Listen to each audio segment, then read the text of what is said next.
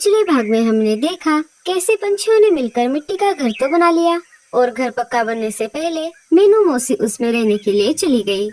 अब देखते हैं आगे। आए बड़े, मुझे घोंसले में रहने से इनकार करने वाले। इसे बनाने में मैंने उतनी ही मेहनत की है जितनी बाकी पंछियों ने। चलो अब मैं 4-5 दिनों का अनाज जमा कर लेती हूँ। धत तेरी, इस कालू ने तो इन कमरों को दरवाजे भी नहीं लगवाए। चलो जाने दो, वैसे भी इस मिट्टी के घर के बारे में जंगल में किसी और को पता भी नहीं है। मीनू मौसी अनाज की खोज में निकल पड़ती है। इधर रानू चिड़िया बुलबुल चिड़िया के घर आ जाती है। जब दोनों अंदर चली जाती है तो देखती है एक तितली पहले से ही घोंसले के अंदर बैठी हुई थी। अरे तुम कौन हो और मेरे घर में क्या कर रही हो? मेरा नाम सोना तितली है, मैं इसी जंगल में रहती हूँ। जब मैं नए घर की तलाश कर रही थी तो मुझे ये खाली घोंसला दिखाई दिया। चलो ठीक है, मैं चलती हूँ। अब मुझे बारिश से पहले किसी दूसरे घोंसले की खोज करनी होगी। अरे नहीं नहीं, ऐसी बात नहीं है, तुम यहाँ पर रह सकती हो। बारिश थम जाने के बाद चली जाना। तुम्हारा बहुत बहुत शुक्रिया चिड़िया बहन। रानो, मैं हमारे लिए अनाज का बंदोबस्त करके आती हूँ। सोना, तुम रानो का ख्याल रखना। रानो पेट से है, वो कभी भी अंडे दे सकती है। तुम चिंता मत करो बहन, मैं रानो का अच्छे से ख्याल रखूंगी। बुलबुल अनाज की खोज में निकल पड़ती है। इधर मीनू मौसी उड़ते उड़ते भूरे कौवे के पास आ जाती है।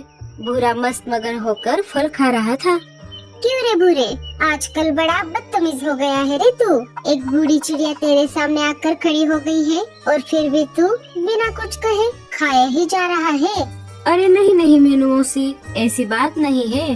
तो फिर कैसी बात है? और तू इतने सारे फल क्यों खाए जा रहा है? साल भर का एक ही बार में ठूस लेगा क्या? हाँ मीनू मौसी, मेरा मतलब है नहीं नहीं, मैं सिर्फ 7-8 दिनों का ही खाना खा रहा हूँ। आपको तो पता है जंगल में तेज तूफान के साथ साथ बारिश भी होने वाली है, इसीलिए। अरे पागल, आज तो कितना भी क्यों न खा ले, कल तुझे फिर से भूख लगने ही वाली है। तू क्या अजगर है जो महीनों तक ना खाए हुए रह सके? अरे हाँ मीनू मौसी, ये तो मैंने सोचा ही नहीं।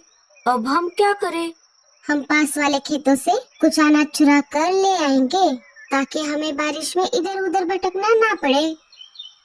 मीनू मौसी और भूरा कौवा पास वाले खेतों में आ जाते हैं और वहाँ से थोड़ा थोड़ा अनाज चुरा लेते हैं। मीनू मौसी, आपने खाने का इंतजाम तो कर लिया, पर आपने घोंसले को ठीक किया है या नहीं? नहीं नहीं, अब मैं मेरे पुराने घोंसले में नहीं रहती। मतलब? अब मैं तुझे क्या बताऊं भूरे, मैंने मेरे लिए एक आलीशान बहुत बड़ा मिट्टी का घर बनवा लिया है। मेरा मतलब बनाया है। मिट्टी का घर? और वो भी आपने? हाँ हाँ भूरे, वो मिट्टी का घर नहीं, महल है महल। चल अब मैं मेरे मिट्टी के घर में रहने के लिए चलती हूँ। तुझसे बातें करती रहूंगी तो यही बारिश में फंस जाऊंगी। ऐसा कहकर मीनू मौसी अपना अनाज लेकर वहाँ से चली जाती है। भूरा भी अपने घर की तरफ निकल जाता है। अच्छा, तो ऐसी बात है। चलो, रहने और खाने का बंदोबस्त तो हो गया। शिकारी पंछी मीनू मौसी का पीछा करने लगते हैं। इधर रानू चिड़िया 2 प्यारे प्यारे अंडे दे देती है। अरे वाह रानू बहन, ये अंडे तो बहुत प्यारे हैं। चलो कालू भैया, मुझे लगता है बारिश के 4-5 दिनों तक का अनाज हमने जमा कर लिया है। हाँ लाडो, चलो अब हमें मेरे लिए और तुम्हारे लिए नए घोंसले बनाने पड़ेंगे। वो दोनों बातें कर ही रहे थे, तभी कुछ शिकारी पंछी उन्हें वहाँ से तेज उड़ते हुए जाते दिखाई देते हैं। अरे ये क्या, ये शिकारी पंछी इतनी जल्दी में कहाँ जा रहे हैं? लगता है इनके हाथ कोई नया शिकार लगा है। वो दोनों वहाँ से चले जाते हैं। थोड़ी दूर आते ही उन्हें भूरा कौवा दिख जाता है। अरे ये क्यों आ रहे हैं मेरे पास? अरे भूरे, इतना सारा अनाज तुम्हें कहाँ पर मिला? वो मीनू मौसी और मैं बहुत दूर अनाज की खोज में गए थे। हमने ये अनाज वहीं से लाया है। क्या मीनू मौसी तुम्हारे साथ थी? इसका मतलब वो शिकारी पंछी मीनू मौसी के ही पीछे गए हैं। मीनू मौसी की जान खतरे में है। नहीं भैया, उन्होंने तो अपने लिए बहुत बड़ा मिट्टी का घर बनवा लिया है। वो बिल्कुल ठीक होंगी।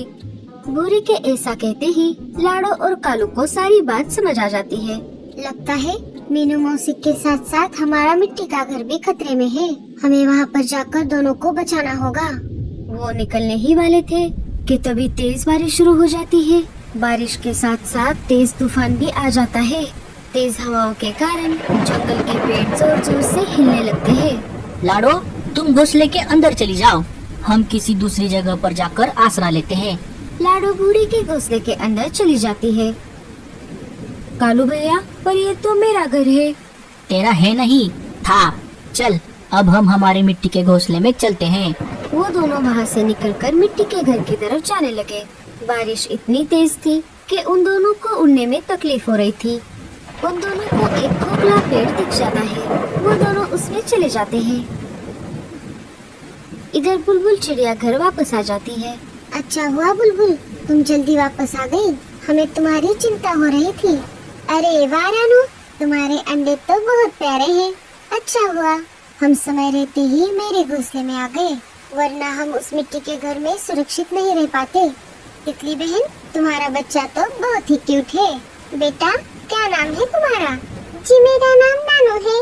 मेरे पिताजी ने मेरा नाम रखा है। पिताजी दूसरे जंगल गए हुए हैं। माँ, मुझे उनकी बहुत याद आ रही है। हाँ बेटा, जब बारिश थम जाएगी तो हम तुम्हारे पापा के पास चले जाएंगे। इधर शिकारी पंछियों ने मीनू मौसी के मिट्टी के घर पर कब्जा कर लिया था। वो मीनू मौसी को चारों तरफ ढूंढ रहे थे, पर उन्हें मीनू मौसी कहीं पर नहीं दिखाई दी। बॉस, हमने उस चिड़िया को चारों तरफ देखा, पर वो कहीं पर नहीं मिली। चलो जाने दो, वो चिड़िया नहीं मिली तो नहीं मिली, ये मिट्टी का घर तो रहने के लिए मिल गया ना। चलो अब हम एक एक कमरे आपस में बांट लेते हैं। सारे अंदर आ जाते हैं। अरे बॉस, इस घर के कमरे तो बहुत छोटे हैं। अरे छोटे हैं तो क्या हुआ, इस तेज बारिश में भीगने से तो अच्छा है। पंछियों ने बनाए हुए मिट्टी के घर पर तो शिकारी पंछियों ने कब्जा कर लिया था, पर आने वाले संकट के बारे में उन्हें नहीं पता था। तेज बारिश के कारण जंगल में बाढ़ आ गई। बाढ़ का पानी पूरे जंगल में फैल गया। ये सब नजारा देखकर पंछी डर गए थे।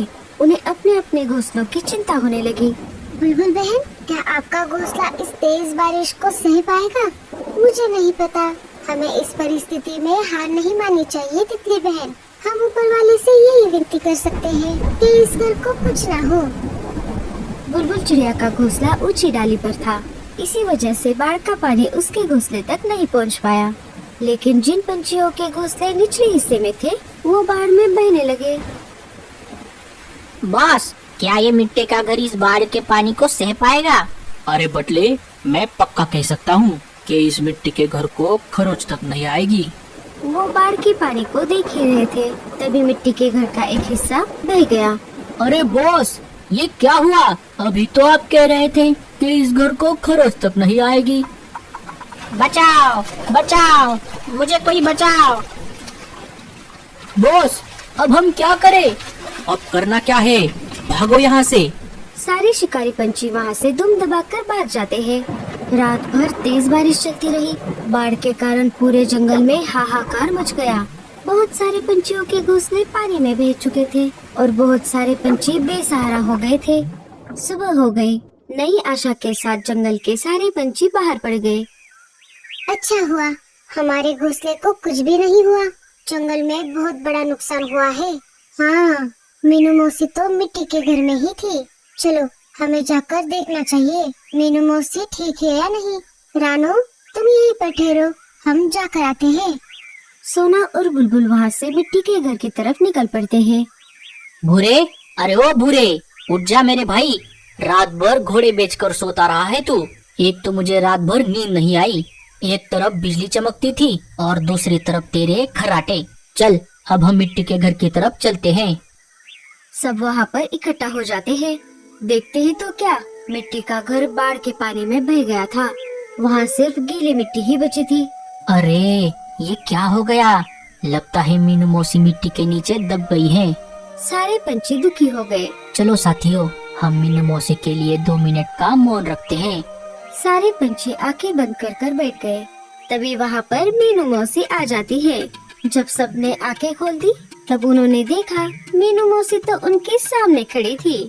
मीनू मौसी, आप जिंदा हो? हाँ हाँ, मैं जिंदा हूँ। पर मीनू मौसी, आप उन शिकारी पंछियों से कैसे बच गई?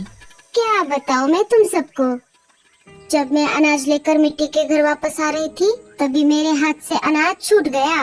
मैं वो अनाज लेने के लिए नीचे चली गई, और जैसे ही मैं अनाज लेकर वापस लौटने लगी, कि तभी मैंने देखा कुछ शिकारी पंछी मेरा पीछा कर रहे थे। तब मैं झाड़ियों में छुप गई और बाद में तुम्हारे बनाए हुए पक्के मिट्टी के घर में रहने के लिए चली गई। ये बहुत अच्छा हो गया मीनू मौसी, आप बच गई, वरना हम आपको खो देते। आहा, ऐसे कैसे? अगर मैं इस जंगल में नहीं रहूंगी तो आप सबको परेशान कौन करेगा?